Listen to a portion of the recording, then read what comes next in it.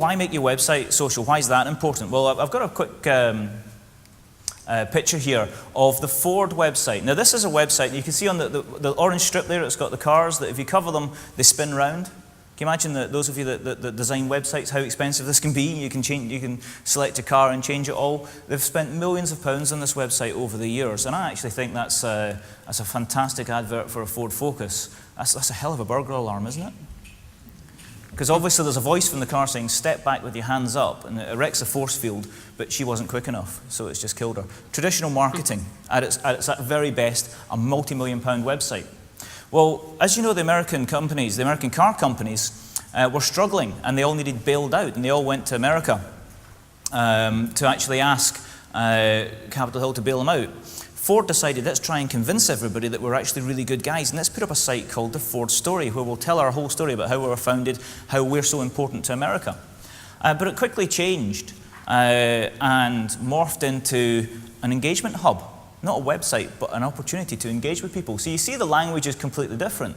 Whereas the first website is all about us, what we do, you can buy our car, etc. This one's about join the conversation, share your stories, what are your ideas, get updates from us, engage with us. It's radically different to what traditional marketing would normally do. Will Kevin Fit is the lead story.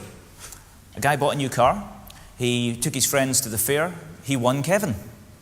He then walked back to his car and went, oh my God, will he fit in my new Ford? So he took photographs of it, and one of the world's biggest companies puts it on its homepage as its lead article.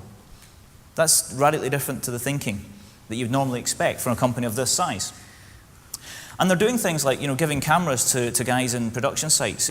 But, that really worked. The people really related to the fact that they'd just gone completely social. So they'd socialized the whole business process. They got 60,000 pre-orders. Which site do you think they got 60,000 pre-orders from? Multi-million-pound site, or the one that combines their Twitter or Facebook feeds?